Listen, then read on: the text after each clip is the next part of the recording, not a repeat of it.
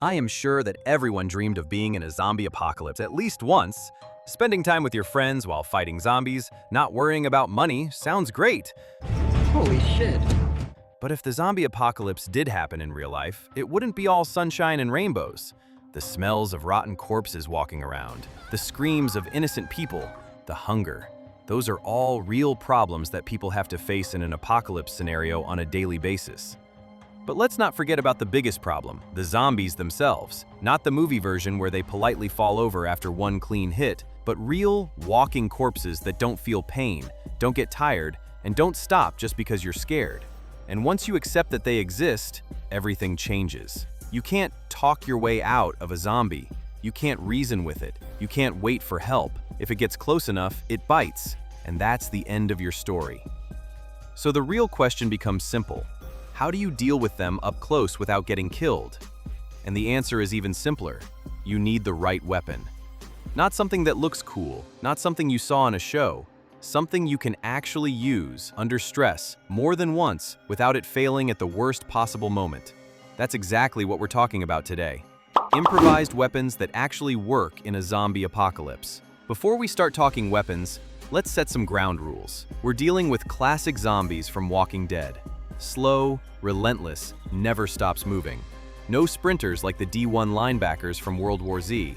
Second, no guns and no military gear. If you've got an AR and body armor, this is a different video. We're talking about what you can grab from your apartment, a garage, a hallway, a kitchen, whatever's around you. Shit. Third, you're not a trained fighter. Not some ex-special forces guy with perfect technique. You're a normal person who's stressed, tired, and probably shaking a little. Now the most important rule, how do these zombies actually go down? In this scenario, you don't knock a zombie out. Pain doesn't matter. Fear doesn't matter. Most body shots don't matter. The only reliable ways to stop one are, or damaging the head enough that it can't function. Not bad, huh? So we're not judging weapons by how scary they look. We're judging them by whether they can deliver repeatable, controlled hits to the head, in tight spaces, under stress, and still let you recover fast if the first hit isn't perfect. And last rule, whatever weapon you pick has to work more than once. Not one lucky hit, not one perfect swing. It needs to be something you can use again and again, even when you're exhausted and the situation is far from safe. Because that's the difference between a weapon that looks good and a weapon that actually keeps you alive.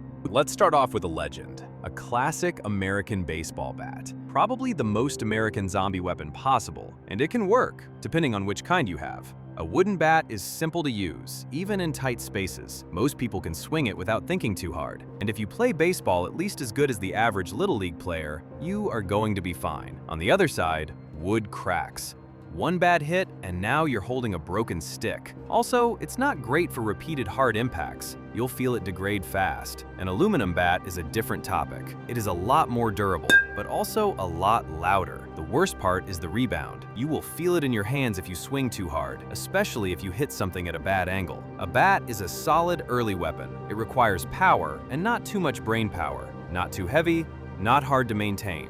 Aluminum is usually better long-term, but both require you to stay controlled and not swing like you're trying to hit a home run. Now let's talk about Bat's ugly twin, Negan's favorite weapon, spiked bat. It looks extremely cool, but in a zombie apocalypse, it's usually a downgrade. Here's the problem with spikes. They don't just hit, they hook. On clothes, on skin, on bone, on basically anything soft. Every swing turns into a little tug-of-war where you're trying to pull your weapon back while the zombie is still moving forward. With a normal bat, you can hit and reset. With a spiked bat, you hit, and then you're stuck in this extra step where you have to yank it free. That's time you don't have, and distance you're losing. And the worst part is it tricks people into swinging harder. They overcommit, they lose balance, and now they're close enough to get bitten. Spikes don't make you safer or more dangerous. They just make it harder to disengage. So yeah, it looks cool, but in real life, it's a weapon that makes you spend more time in biting range. To sum up, if you already have a bat, don't ruin it. Keep it simple. That upgrade is the thing that gets you bitten. All right, now we go from sports equipment to the stuff that's actually designed to survive impact. A crowbar doesn't look like a zombie weapon. It looks like something you'd use to pry open a stuck door, and that's exactly why it works. First, it's steel. No edge to chip, no wood to crack, no weak point that suddenly fails on you. When you're stressed, you don't swing perfectly. You have room for mistakes. Second, it's hard to get stuck. Blades bite into bone. Spikes hook into whatever they touch. Crowbar usually lets you strike and pull back fast, which is what you want. Hit, reset, move. That rhythm keeps you alive. Third, it's not just a weapon, it's access. In a zombie apocalypse, access is survival. Locked doors, jammed windows, barricades, stuck exits. A crowbar solves problems you can't punch your way through. Now the downside, fatigue. Crowbars feel fine at first, and then your forearms start burning. Once your grip gets tired, your control gets sloppy. And sloppy swings are how you miss and end up too close. It's also loud indoors.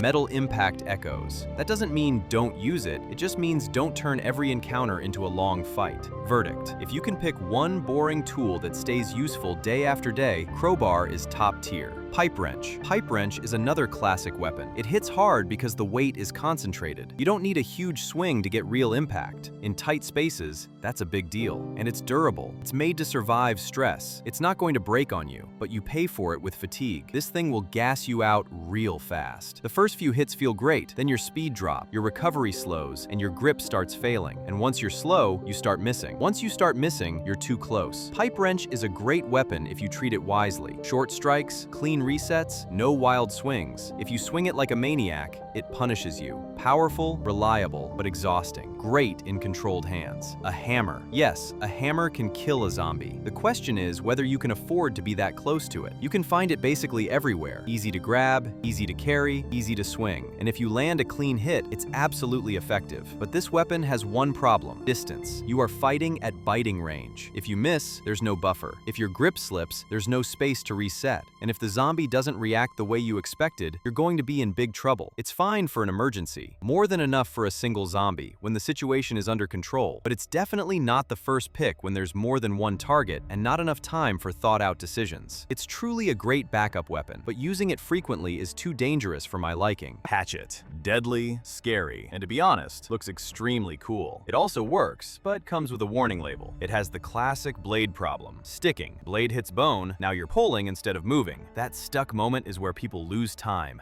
balance, and distance. It also makes people overconfident. They start swinging like they're chopping wood. That's how you overcommit and put yourself too close. And there's another risk people don't think about. A hatchet is a sharp. In a messy fight, blades slip. You can easily nick your own hand, scrape your knuckles, or catch yourself on the edge while you're trying to reset your grip. And if you have already struck zombies and there is blood on your weapon, a tiny cut is suddenly a huge problem. Verdict: an axe is effective if you stay calm, dangerous if you panic. Shovel. A shovel is one of the most practical weapons you can have in a zombie apocalypse, mostly because it's not even trying to be a weapon. The biggest advantage is reach and control. You can keep zombies away from you without having to get fancy. You can push, you can hit legs, you can shove a zombie back in a doorway and buy yourself space. And when you're tired and stressed, simple and controllable beats sharp and cool. Another big plus, it's also a real survival tool. Digging, moving debris, clearing a path, even setting up basic defenses. In the long run, you want tools that still matter when you're not fighting. Now the downside. Indoors, it can be awkward. Hallways, tight corners, furniture, door frames, you'll hit everything except what you meant to hit. That wastes energy and messes up your timing. And timing is what keeps you from getting grabbed. A shovel is best when you have room to actually use it. It's an excellent choice for outdoors. Decent in open areas, annoying in tight hallways. Still a great average house plus yard pick. Heavy flashlight. This one sounds funny until you realize how often fights happen in tight spaces. A heavy flashlight is a legit weapon because it's compact and easy to control. You don't need a big windup. You can strike and recover quickly. That matters in stairwells, bathrooms, small rooms, anywhere you don't have room for a full swing.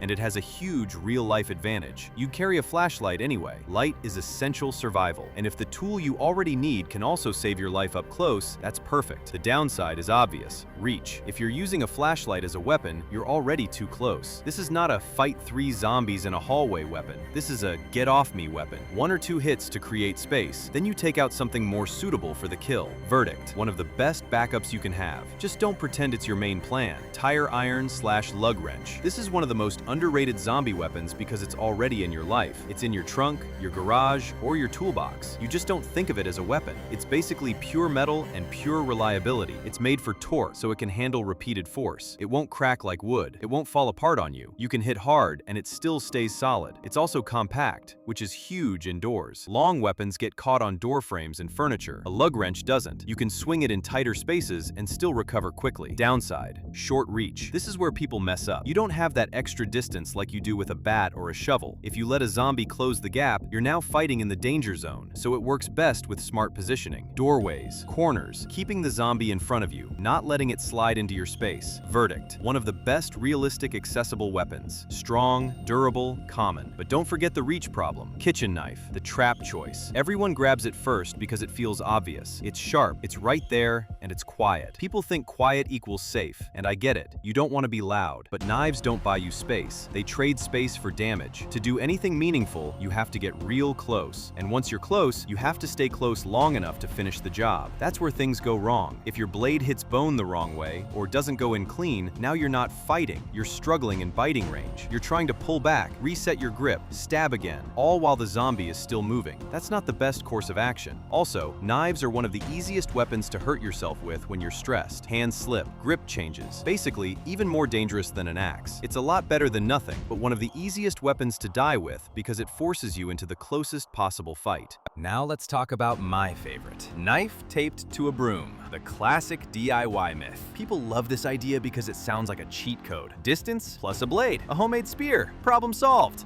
But the weak point is the connection. Tape flexes. The blade twists, the stick bends. On impact, the whole thing stops behaving like a real weapon. And when something stops behaving predictably, you lose control. If you use a lot of tape, and I mean a lot, then it could work. And as for myself, I'm fine with taking that risk, as long as there are no better options around. It looks clever on paper, but could easily fail in real life. Reach doesn't matter if you can't be sure that your weapon will last. Frying pan. All right, I know someone's going to comment it, so let's just do it. Yes, a frying pan can work, especially cast iron. If you get hit with cast iron, you're going to remember it.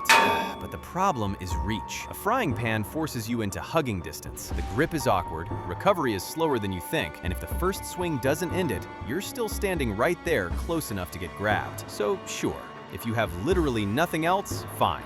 Go for it. But if there's bar, a shovel, even a tire iron anywhere in the house, you take those first. It's funny and realistic, but mostly just a bad idea. All right, quick wrap up. If we're talking about an average American home and you want the best realistic picks, top 3. Crowbar/pry bar. Reliable, hard to break, and useful outside of fighting. Tire iron/lug wrench. Common, durable, great indoors. Just respect the short reach. Aluminum bat. Simple, good reach, solid early weapon if you stay controlled. And here's the rule that matters more than anything else. Pick a weapon you can hit with and pull back immediately. If you can't reset fast, you're going to get dragged into a close struggle. And in a zombie apocalypse, close struggles are where people get bitten. Now I want to hear from you. What would you grab first in your house, and why? Drop it in the comments. Watch out for new videos.